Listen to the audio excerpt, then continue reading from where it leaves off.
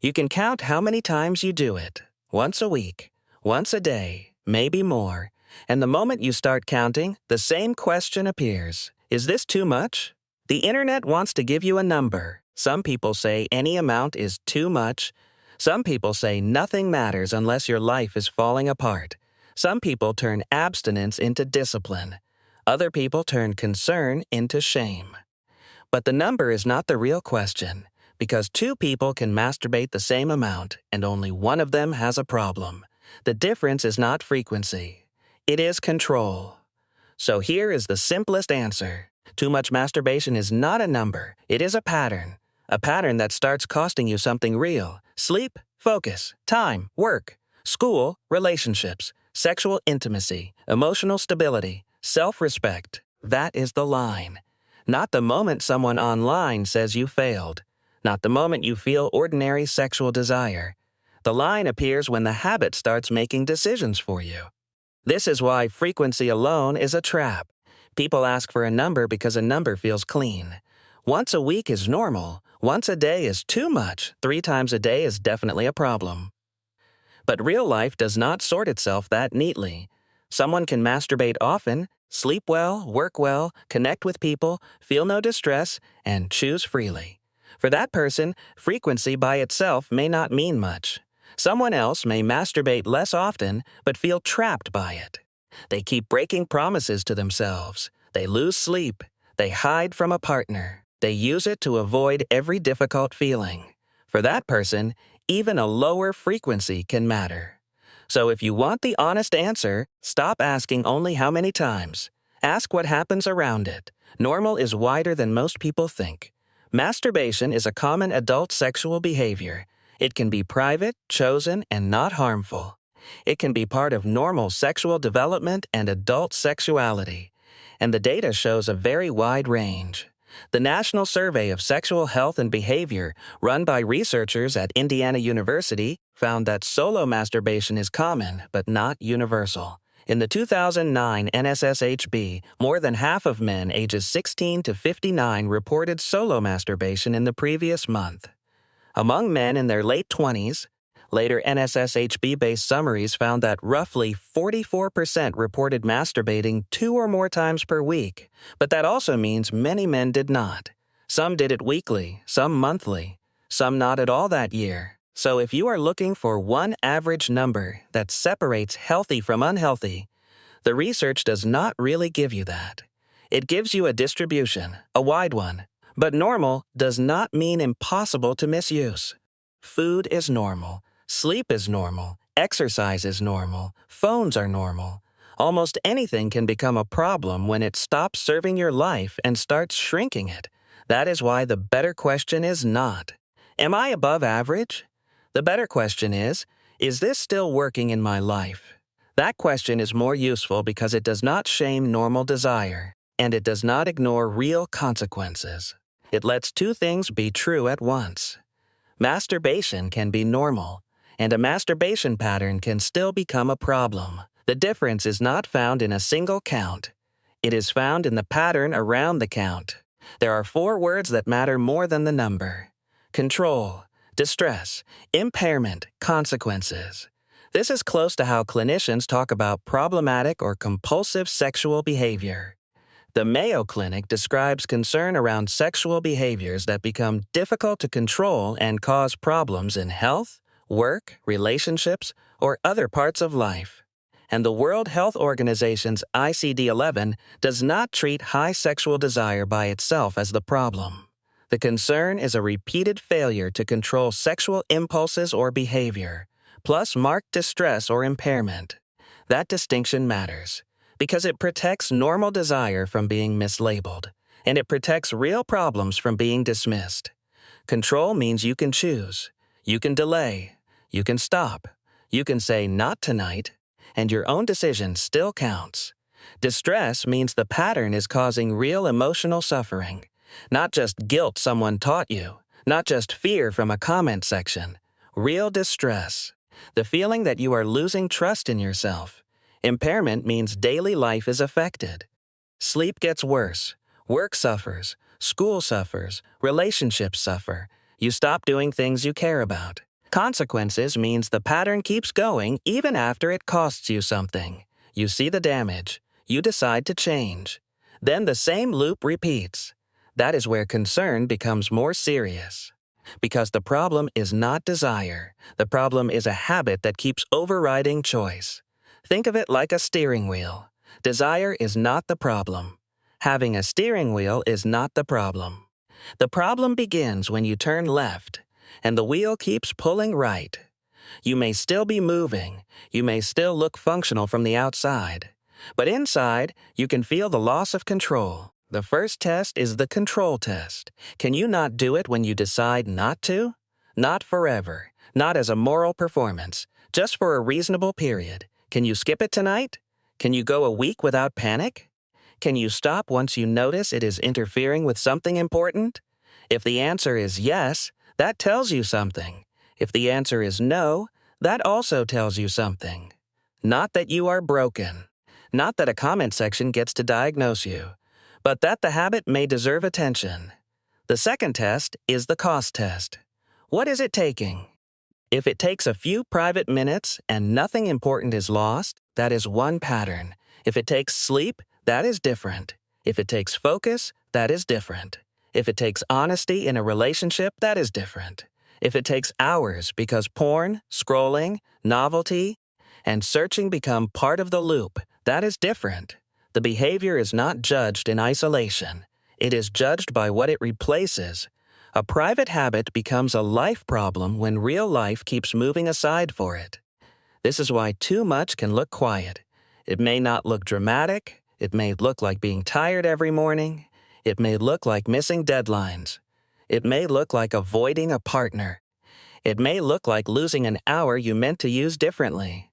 It may look like closing the laptop and feeling no better than when you opened it. Small costs become serious when they repeat. The third test is the escape test. Why is it happening? Sometimes the answer is simple: desire, pleasure, relaxation. But sometimes the answer is stress, boredom, loneliness, anxiety, sadness, avoidance. The habit becomes less about pleasure and more about regulation. It becomes the fastest way to change your state. Feel tense, seek relief, feel calm for a moment, then maybe guilt, then more stress. Then the same relief again. That loop can become powerful because it works quickly. But quick relief is not always deep relief. If every uncomfortable feeling routes into the same private behavior, the habit may be carrying more weight than it was meant to carry. The question is not whether relief is allowed. Relief is human. The question is whether relief has become your only plan. If stress always ends in the same loop, stress never teaches you anything. If loneliness always ends in the same loop, loneliness never gets answered.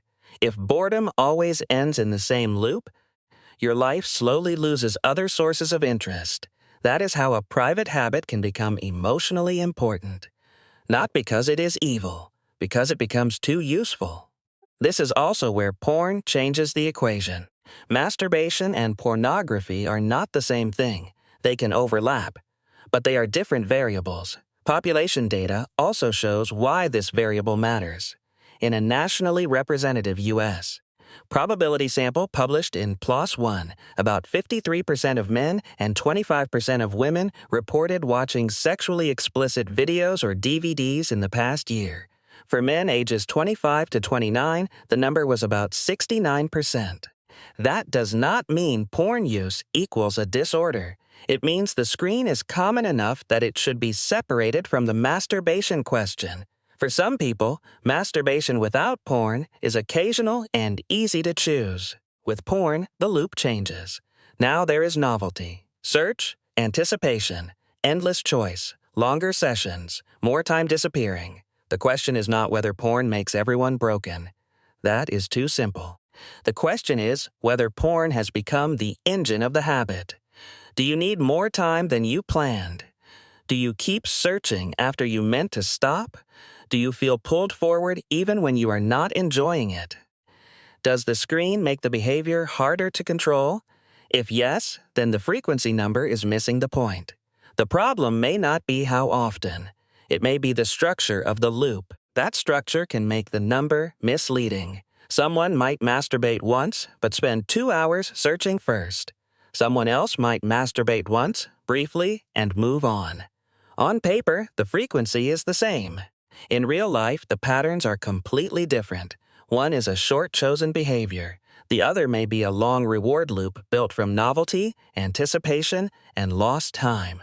The fourth test is the real-life test. What happens after? Do you feel fine and continue your life? Or do you feel foggy, ashamed, late, distracted, disconnected, or unable to do what you planned? Does it replace sleep? Does it replace real intimacy? Does it interfere with work or school? Does it make you avoid people? Does it create secrecy you do not feel good about? Does it become the thing you do instead of the thing you actually need? Those questions matter more than a universal number, because the line is not drawn on a calendar. It is drawn in consequences. So instead of asking, what is the normal number, ask a sharper set of questions. Can I stop when I decide to stop? Do I keep doing it after promising myself I would not? Is it replacing sleep? Is it replacing people? Is it replacing work I care about? Is it making me more honest or more secretive? Is it a choice, or is it the fastest exit from discomfort? These questions do not diagnose you. They locate the pattern. This also means some things are not automatically proof of a problem. Daily masturbation is not automatically a disorder. High libido is not automatically a disorder. Being single is not a disorder. Using masturbation to relax sometimes is not automatically harmful. Feeling sexual desire is not a failure. And feeling guilty because of culture, religion, misinformation, or shame does not automatically mean the behavior is clinically harmful. Shame can be loud without being accurate, but the opposite is also true. Just because masturbation can be normal does not mean every pattern is harmless. If you feel out of control, if the behavior causes significant distress, if it damages your life, or if it continues despite consequences, that deserves care, not panic. Care can be practical. You might track when the urge appears. You might protect the hour before sleep. You might notice whether porn is the part that makes stopping difficult. You might talk honestly with a partner if secrecy is hurting trust. You might get professional support if the pattern feels compulsive or connected to anxiety, depression, trauma, or intense shame. None of that requires hating yourself. It requires telling the truth without turning the truth into a weapon. And that truth may be more ordinary than you expected. Maybe the answer is not, never masturbate again. Maybe the answer is, stop using it as a sleep substitute. Maybe the answer is, separate masturbation from porn for a while and see what changes. Maybe the answer is, talk about the relationship problem instead of escaping it. Maybe the answer is, notice that the shame is louder than the behavior. Or maybe the answer is, this pattern has become hard to control and I need support. Those are very different answers. That is why a number cannot do the whole job. A number cannot see your sleep. A number cannot see your loneliness. A number cannot see your browser history, your promises, your relationship, your anxiety, or the way you feel afterward. Only the pattern can show that. So how much is too much? Too much is when you cannot choose freely. Too much is when it repeatedly costs sleep, focus, honesty, relationships, work, or peace of mind. Too much is when it becomes your main way to escape every feeling. Too much is when porn, secrecy, or automatic behavior turns a private choice into a loop you do not trust. And if that is happening, the answer is not self-hatred. It may be boundaries. It may be changing phone routines. It may be protecting sleep. It may be reducing porn. It may be talking to a qualified mental health or sexual health professional. In one JAMA Network open study of 2,325 U.S. adults, 8.6% screened at a clinically relevant level for distress and impairment linked to difficulty controlling sexual feelings, urges, and behaviors. That was not a diagnosis for everyone in the group, but it shows something important. Some people really do struggle with control and consequences, and those people deserve evidence-based support, not internet shame. Not because you are broken. Because patterns are easier to change when they are understood clearly. The question is not how often you masturbate. The question is what happens when you try not to. Can you choose? Can you stop? Can you live the life you meant to live? That is the real line, not frequency. Choice.